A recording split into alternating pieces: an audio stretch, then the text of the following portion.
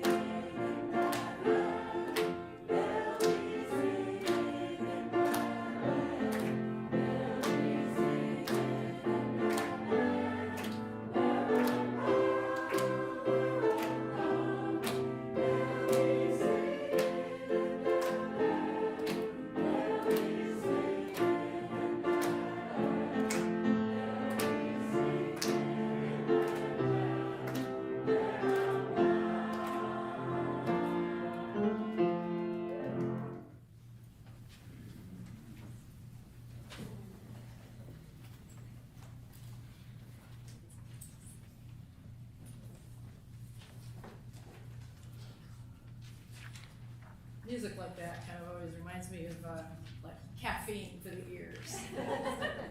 Gets you energized. So welcome to the Unitarian Universalist congregation of Hillsborough, where we constantly strive to be an open and welcoming congregation to all who seek community and support. We don't require that we all adhere to one specific creed or common belief, but rather we are a covenant community. We're committed to loving and supporting each other in our individual, lifelong quest for truth and meaning in matters of our personal faith. So, whoever you are, a member, a guest, or friend, and for whatever reason or purpose guided you to join us here today, either in person or online, hello to all our online folks, we welcome you. My name is Linda Seligman, and I'm the worship coordinator for today's service.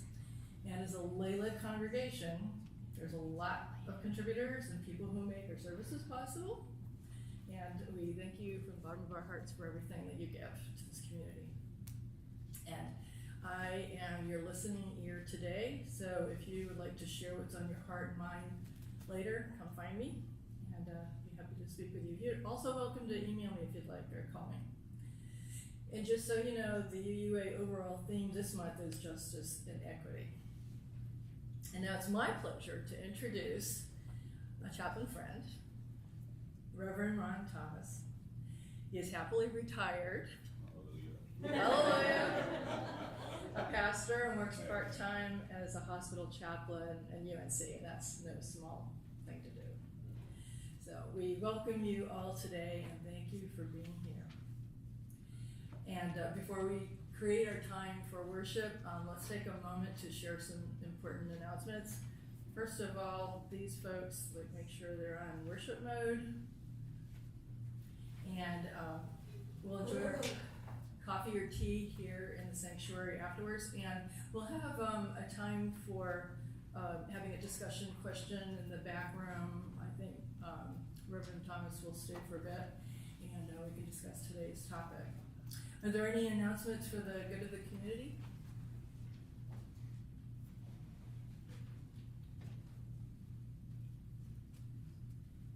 Good morning, I'm Patty O'Connor, and I just wanted to let you know that there will be a pastoral care team meeting after the coffee.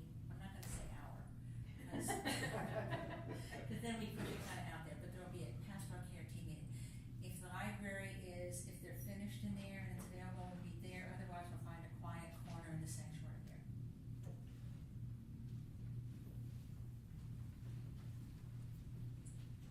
Hi, I'm Kim.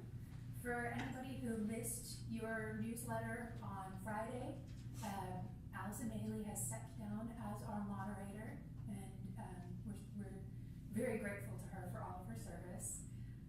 The GovCo met and named myself as the interim moderator. It is the responsibility of the committee of the whole to affirm that nomination, so we have plans to have a cow in a couple of weeks. We're gonna have a cow. And that date, Amy, can you help me with the date? March 10th. Thank you, everybody. It's gonna be March 10th. And we'll have like snacks and refreshments and childcare so that members that also have children can enjoy and participate in the cow process as well. So, yeah, I look forward to seeing you all there.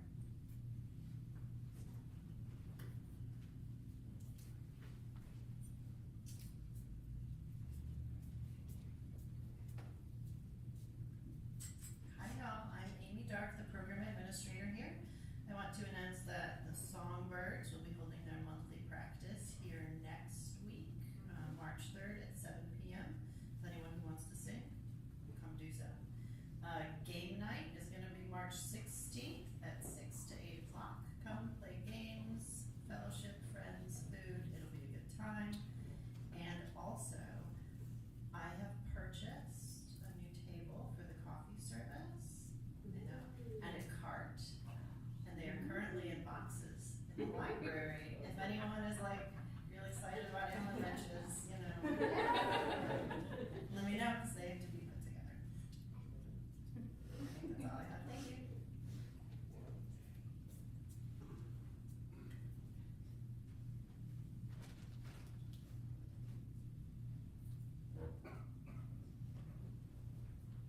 Okay, last chance for announcements. Okay. All right. And now we will have our opening words from Reverend Thomas. And by the way, I didn't say hi to Mrs. Thomas. She's wonderfully here. She's actually also a pastor herself, so it's wonderful to have you here as well. Okay, so.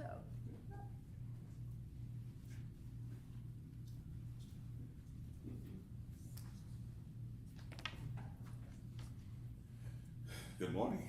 Good morning. Reading Love Looks Different by Julie Taylor. Love is patient, love is kind. It does not envy. It is not proud. Love bears all things. We know these words, we use these words when we refer to one person loving another. Love looks different when we relate to systems. Love looks different in the face of injustice. It is then that love is resistant, love is defiant, it's not backing down, it's not staying in the streets. Love is holding each other and ourselves accountable. Love is challenging because none of us is free until all of us are free. Love is protest, protest is love. Love bears all things.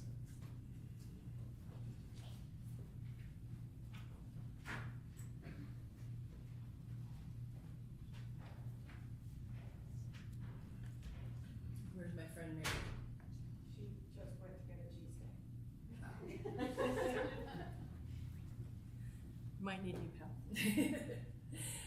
We gather into the circle. Here, you're supposed to light the chalice. Honey, did you want to light the chalice? Thank you, Mary.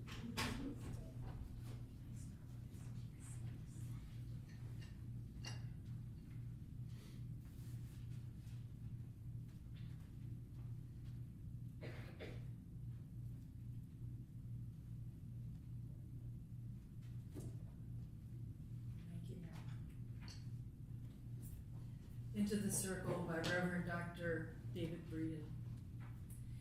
We gather into the circle. We gather into the circle of care, to dream, to envision, to embody, and to achieve.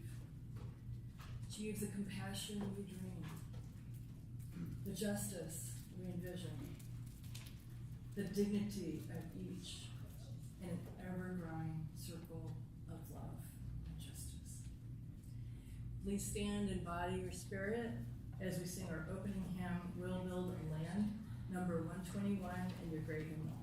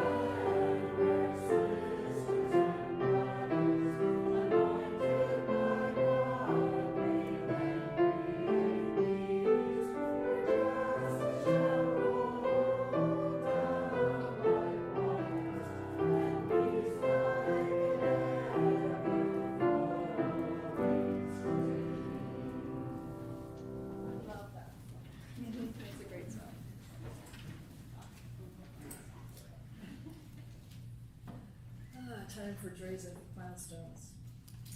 So ours is a welcoming community where we share connection, find community, and where our joys are celebrated. And a caring community where our sorrows are lessened. Each Sunday, we take some time to reflect on the special happenings that have occurred this week among our members and friends. Some choose to share aloud, while others choose to remain silent. And we make room for both here. And so for those of you who would like to share aloud, please take a moment before we begin. Just to center yourself, collect your thoughts, so that what you share this morning is personal, heartfelt, and brief. So please come forward, tell us your name, share what's in your heart. And when you're finished, you can put a stone in.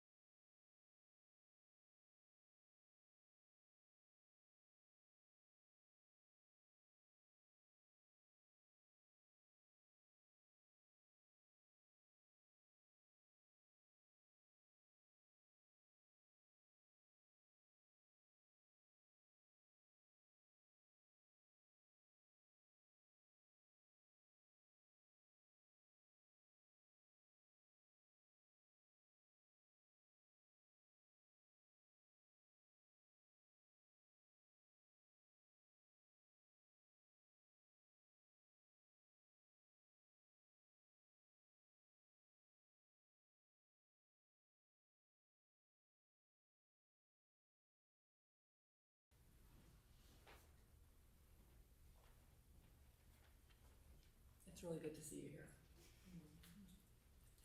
For those of you who would prefer to silently acknowledge your joys and sorrows remaining in your hearts, I invite you to come up to the altar and release a stone into the vase in silence while Tristan plays There Is a Love.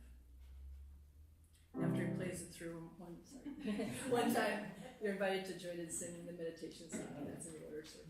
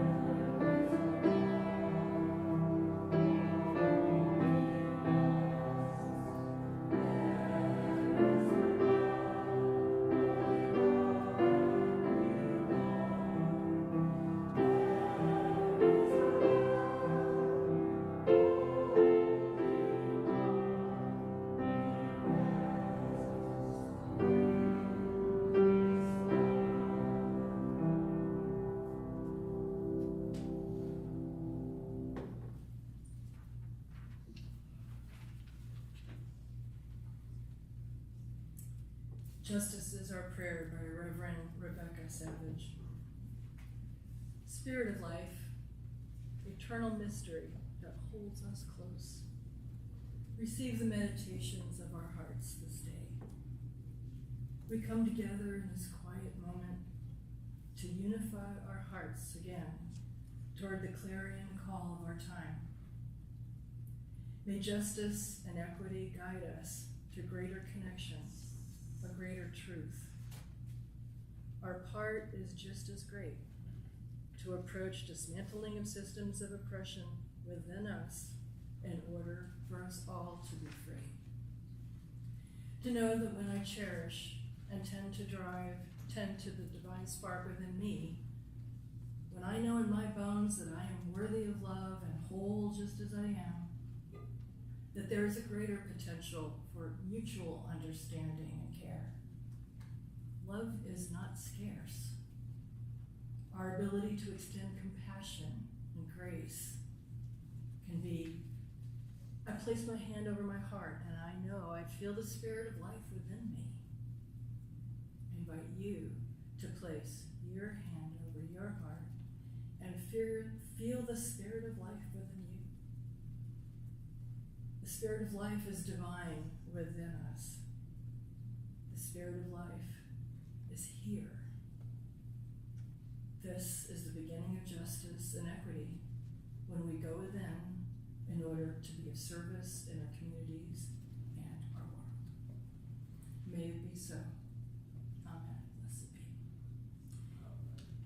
Now let's please sing our children to class. It's Children's Blessing, located in the inside back cover of your grade hymnal.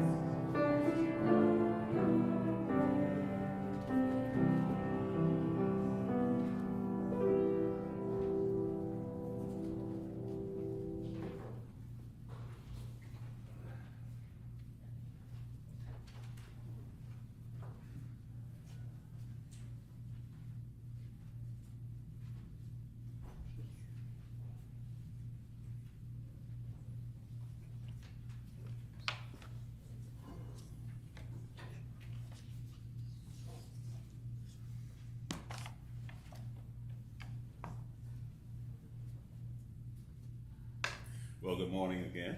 Good morning. So nice to see faces that I know and some that I don't. Well, it's just good to be here. It's good to be alive today, and I thank God for that. With me is my darling wife. This year we celebrate 40 years of marriage.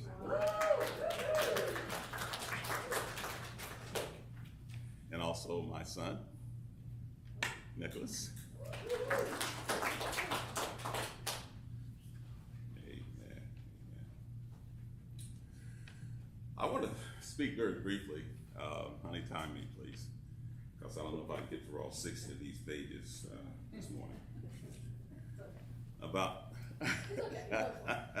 body encounters in organized spaces. I have a reference scripture that I use coming from the Gospel of Mark, chapter 1, verses 21 through 23, King James Version. I won't do contextual or exegetical things this morning because I don't want to say some things that I shouldn't say. And it reads, "And they went into Capernaum, and straightway on the Sabbath day he entered into the synagogue and taught." Verse 22, "And they were astonished at his doctrine, for he taught them as one that had authority, and not as the scribes. And there was in their synagogue a man with an unclean spirit, and he cried out." You'll stop right there. And the reason that this captivated me, well, one of the reasons, was that in the midst of these people, there was a person that was hurting, and it seems like nobody knew.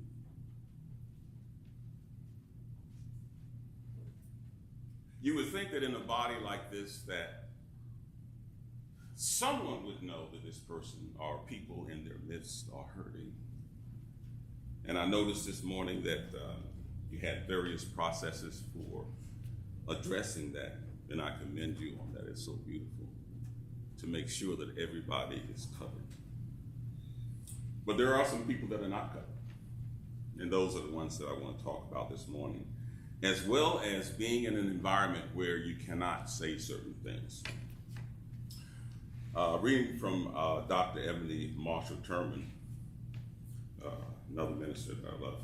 She says, "Peculiar optics of morality have situated embodied difference to consistently aggravate the social and psychic formation human selves in society." In other words, the objective and profoundly interested ascription of moral value to certain kinds of bodies historically thrusts other bodies into a dilemma of pain subjection. So while we recognize some bodies, there are some other bodies that we don't recognize. And sometimes through our own actions, we subject other bodies to pain that they're not even looking for or expecting. And so we have to be careful about that. So this morning, I'm glad I was able to come back because I wanted to invade this space at least one more time. I use the word invade intentionally because I want to make this comfortable space uncomfortable. I want to get too close to your psychological protective zone, your personal space, encroach upon that area that you consider yours, and open the door or open the space to what? Other bodies. Is that all right? Nobody said anything, but I'm going on anyway. I thought it important to come back, even though I was asked to leave part of myself at the door.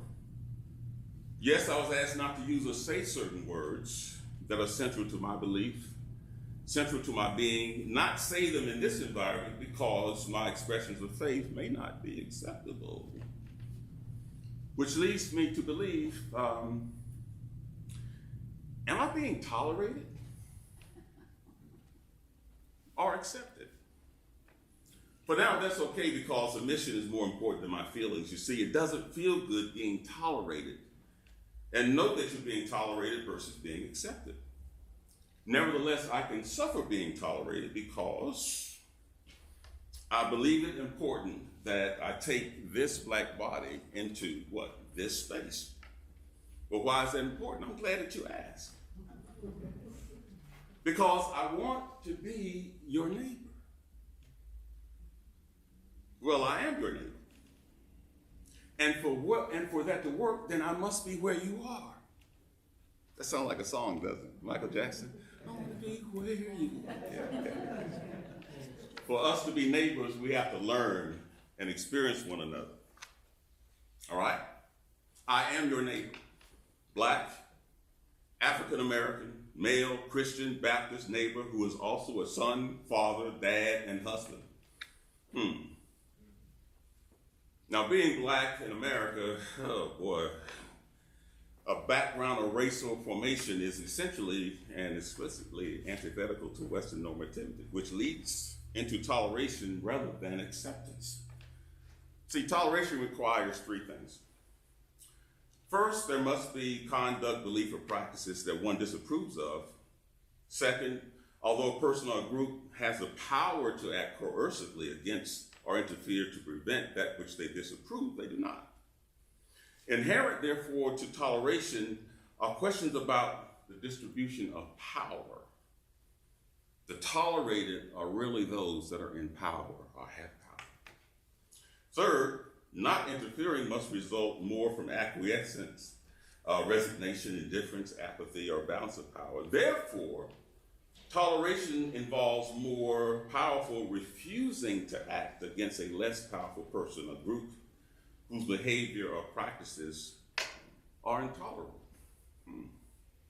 So the question is, am I being tolerated or are you doing something else to me? I don't know. Is toleration sustainable if the powerful fear those that they are tolerating will gain more power than they have? The question for you is, will you tolerate other bodies, the outcasts, the poor, the brokenhearted, the homeless, in this place of worship? What about in your public spaces out there? There's an understanding within a community that there are a multitude of plurality of views, and no one person has a monopoly on the truth. With the understanding that no one person or group is perfect in all their ways, is there a point where one judges the legal but shameful, disgusting, sinful actions of the powerful or tolerated, and terminates sustaining the everyday life within this group? Now, let's say that another way. Are there customs or actions or rituals of a group that the community finds repulsive and is willing to sever connections with the powerful or the tolerated group? At some point, you have to make a decision. Because as you open your doors to all people, they may have customs that you don't like.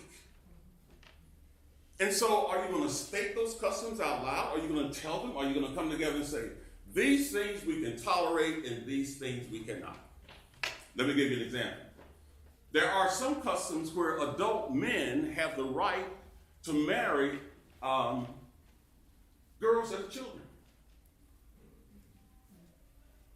Is that something that you're willing to tolerate in your group? Or do you let them know up front, no, we don't do that. That is repulsive. We have certain standards here. Sustaining shared life depends on toleration by all groups and individuals living in a community. People live independently. That is, there are levels of individual autonomy that involve dependent and independent associations that are always fluid because they're going back and forth. Let me give you an example of something. The East Side community of Olympia, Washington. They were concerned about rising crime rates. The East Side community conducted a survey. The results revealed that 80% of the respondents believed getting to know their neighbors would help reduce crime. One thing I noticed about this is that also meant that 80% of the neighbors didn't know each other. Right? So they began hosting free neighborhood events fostering connections and making the area safer. Recognizing that community members had valuable ideas, they actively engaged more neighbors in planning and decision making. And guess what? Crime went down. Tolerance is a fair, objective, and permissible attitude toward those whose opinions, practices, race, religion, nationality, etc. differ from one's own. Tolerance is a virtue. It is a version of the golden rule insofar as we want others to treat us decently, we need to treat them decently as well. It is also a pragmatic formula for how we function in society. I am looking forward to a better tomorrow that moves beyond toleration and leans heavily into what? Acceptance. We move beyond feelings of, I can live with your race, culture, religion, into embracing our neighbor and reality as it is. Neighbors are confronted with questions of inclusion and exclusion when they meet in three progressively structured functional places. Places of worship, the home, and then communal or the open spaces of what? The town square. The place of worship is a place of public and private prayer. We saw that this morning. Individual and group petitions. A place of love. What is love? Well, we'll define that a little bit later. Memories, acceptance, a religious place, a place of security and tradition, and a space where religious, spiritual, and sacred teachings are transmitted. Now, the town square is our open communal spaces. Shared experience, commerce, entertainment, community, cultural events. A home is a place of love, acceptance, memory, security, a place of refuge, a place where traditions are transmitted, a place of prayer, petitions, a physical dwelling, and sometimes it's just an emotional place, a place of dreams. Therefore, the whole imaginable, religious and profane, public and private spaces together encompass all the dimensions of life. Are there places of acceptance and support? But you cannot accept something without tolerating it. Acceptance moves beyond tolerance in the direction that this person is just okay. Is it possible, question, to tolerate or accept someone without understanding them? Is it possible to tolerate or accept a different culture? Is it possible to understand the culture or person without acceptance or tolerance? Understanding is essential in establishing communal, social, and behavioral relationships where tolerance and acceptance are practiced. Dr. Martin Luther King Jr.'s vision of a beloved community was a profound aspirational concept. Josiah Royce popularized the Dr. King beloved community, or vice versa, where racism, bigotry, prejudice are replaced by an inclusive spirit of sisterhood and brotherhood. Dr. King envisioned a place where people of all backgrounds coexisted harmoniously, transcending divisions of race, ethnicity, and nationality. How do you do that? I mean, that stuff sounds good, but how do you actually make that happen? It was a community founded in love, justice, and equality. What? How do you do that? Right? Those are great ideals to have, but if you don't have a plan, how does that? It doesn't happen magically. It just doesn't happen by itself. And so as you come together, you formulate a plan of this is how we're going to make this happen. The beloved community was not merely about tolerance, it aimed for genuine connection and shared humility. The beloved community was not devoid of conflict. King recognized that disputes were an inevitable part of the human experience. However, he firmly believed that these conflicts could resolve peacefully through mutual commitment to nonviolence. Dr. King's legacies continue to inspire us. The beloved community is a great vision. But how do you do that? I have some ideas. And I've seen some of them exhibited this morning, which are absolutely beautiful. I love that. That's why I love coming back here. Wow. Dr. King suffered from shattered dreams. I'm gonna read all this stuff, but let me just read a part of what happened to him. And he had a sermon, and these are some excerpts from his sermon. He said, in 1963 in Washington, D.C., I tried to talk to the nation about a dream that I had had.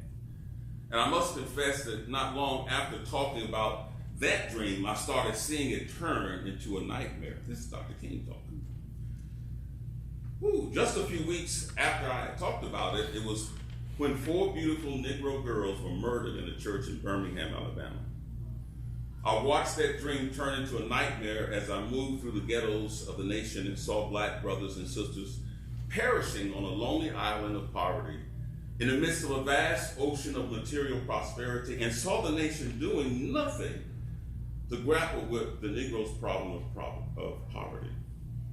I saw that dream turn into a nightmare as I watched my brothers and sisters in the midst of anger and understandable outrage, in the midst of hurt, in the midst of their disappointment, turn to misguided riots to try to solve that problem. I saw the dream turn into a nightmare as I watched the war in Vietnam escalating. Yes, I am personally the victim of deferred dreams and blasted hopes. Martin Luther King Jr., Atlanta, Georgia, 24 December 1967. And so the question is, as you experience your deferred dreams and blasted hopes, will you lose hope? Will you give in and say, I'm tired? Will you quit this wonderful thing that you're doing here? In the latter part of his life, Dr. Martin Luther King Jr.'s language became more assertive, urging direct action to bring about change. He had never meant nonviolent protest to mean wait and see.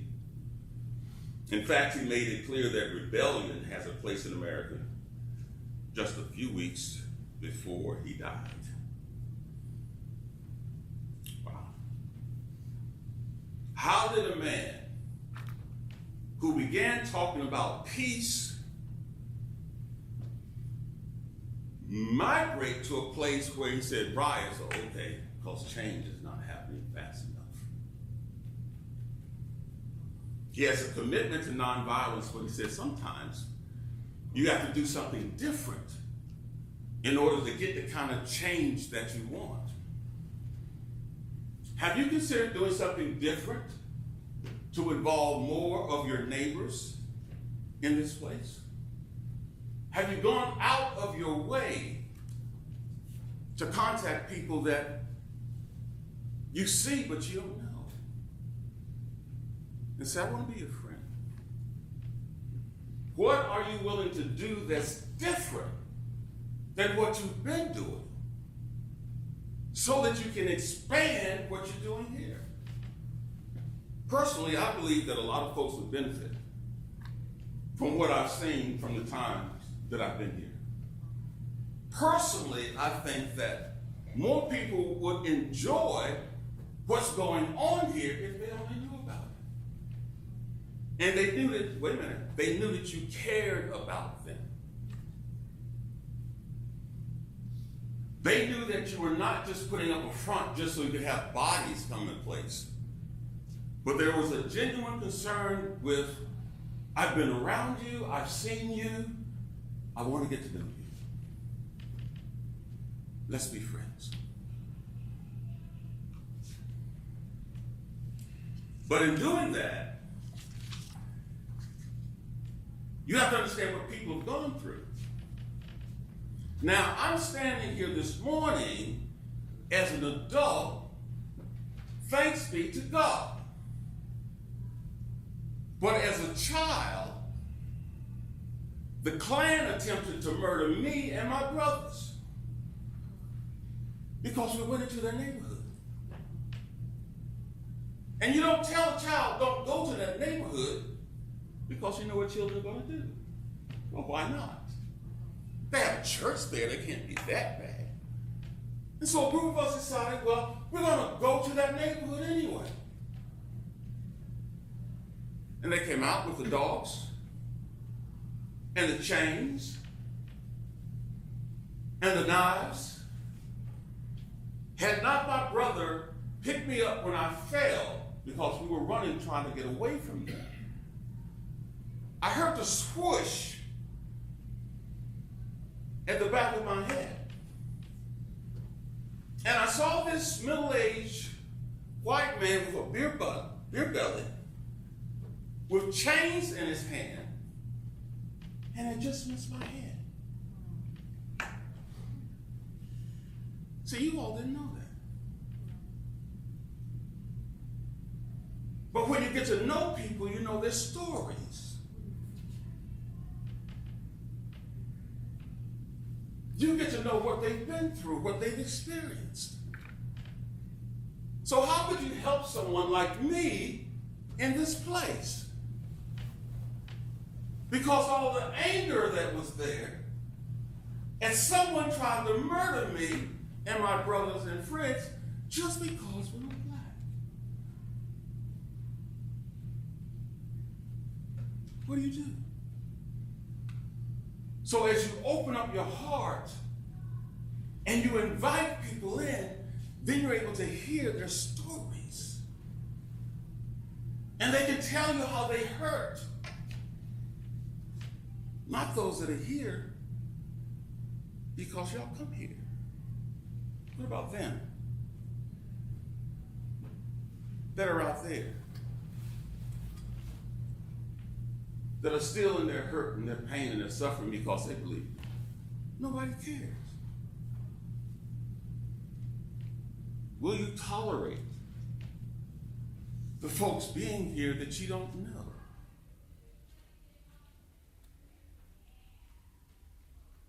That have differences? What are you going to do about it? In this space.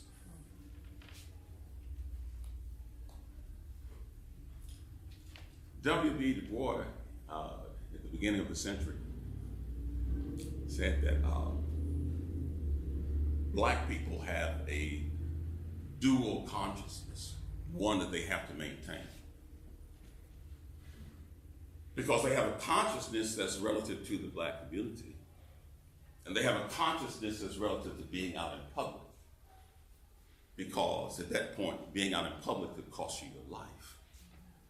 So you had to act a certain way, know where you could go to be safe. That caused a lot of people to lose their minds. They actually went crazy. Because you're maintaining two of you on the inside. And it's kind of hard to do. But because the way our society is structured, I maintain that the Du Boisian philosophy pertains to a group of people now. It's not just black people anymore. Because of the pressure that's being applied to people just to live. How are you going to help them? You going to leave them out there? Or are you going to invite them into this space and say, well, look, this is a place where we're going to love you. We're going to invite you to participate in our activities. As a matter of fact, I want to know your name. I want to know who you are. I want you to know that some people here are genuinely concerned about you as a person. What are you going to do?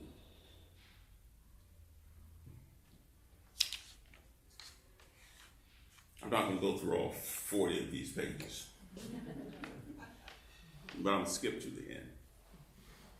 My wife is looking at me like, okay, time's up. So in communal spaces, places of worship, out in public, with a smile or culturally acceptable gesture. Greet and introduce yourself. A friendly chat is generally acceptable. See, in some cultures, you can't touch people. If you walk up and put your hands on somebody, you may get hit because they don't allow people to touch them. And so I put in here culturally acceptable gestures. You got to find out what's with these people. How can I greet you? How can I be your friend? What is it about you that I need to know so that I don't be offensive to you? You can't do the same thing with everybody. Be kind and helpful. Offer assistance where possible. Discover shared interests. Show interest and learn about each other. When you feel secure, share your contact information. You don't give your phone number and address to everybody, because you don't want everybody showing up at your house. Only when you feel what? Secure. Hey, what's your phone number, man? Well, I'm not comfortable giving that out yet. Let's get to know each other a little bit more before I start giving out personal stuff. Participate in community and neighborhood events. When you do that, your face becomes familiar. People get to know you. They've seen you before, right? Create bonds by celebrating together on special occasions or cultural events. Celebrate diversity. Now, in your home or your private life, again, only when you feel safe. Host special events, cookout, game nights, invite people over, only when you feel safe, right? That's the way forward for transformative living. I pray you much success as you go forward. I look forward to maybe coming back sometime in the future and seeing your whole community here, right?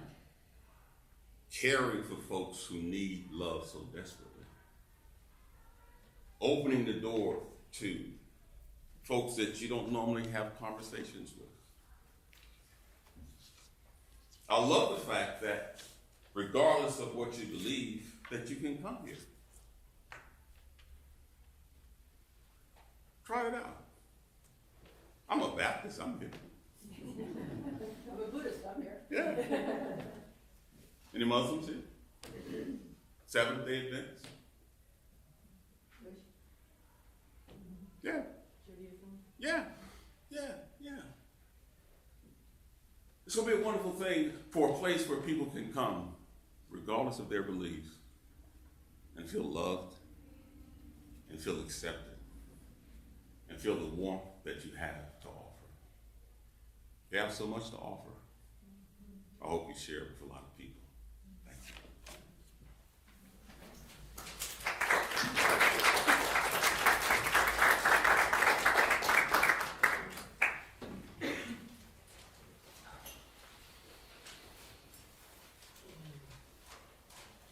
Thank you, Reverend Thomas. I feel like you really spoke to us in this space, and I appreciate everything that you've offered. It's right on.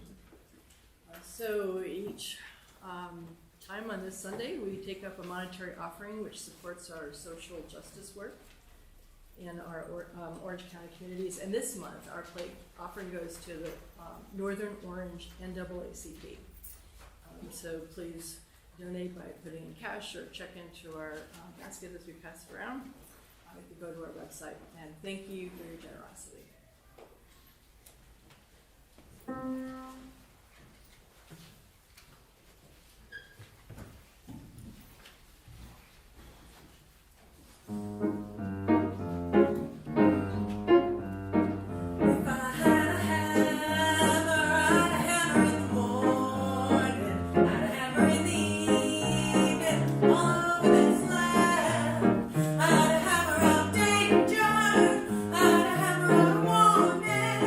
I'd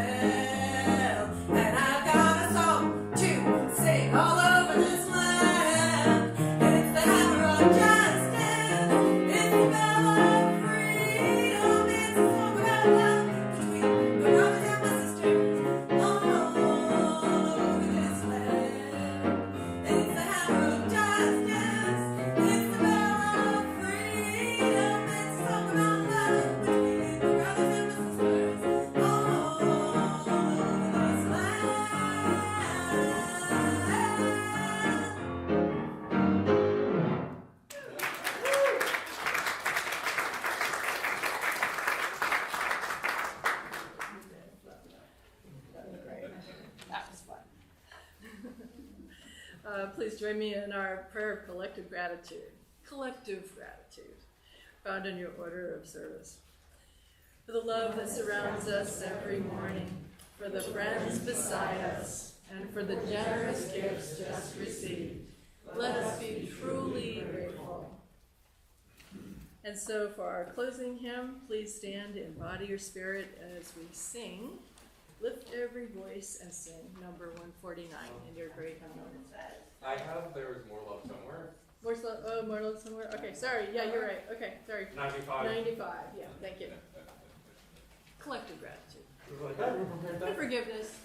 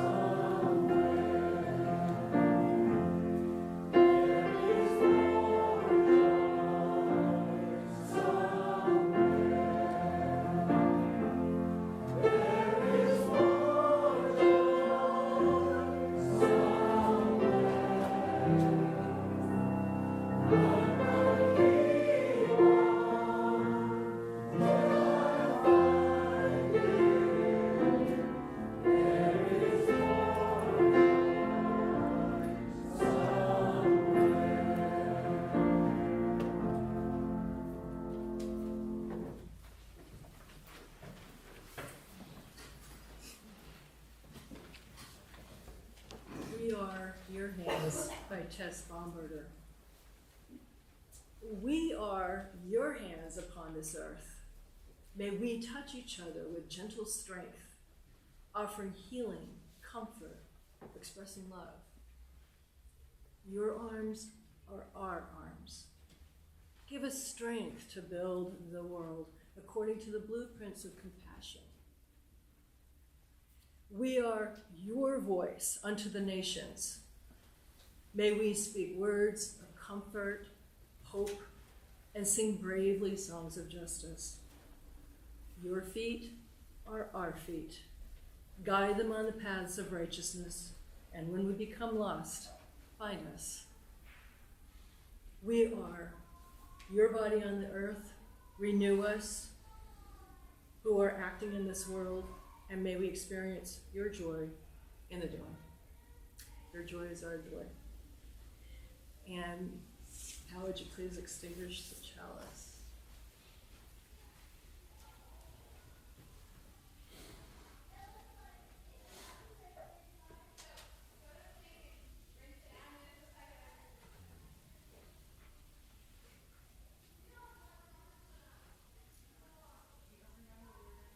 We extinguish this flame, but not the light of truth, the warmth of community, or the fire of commitment.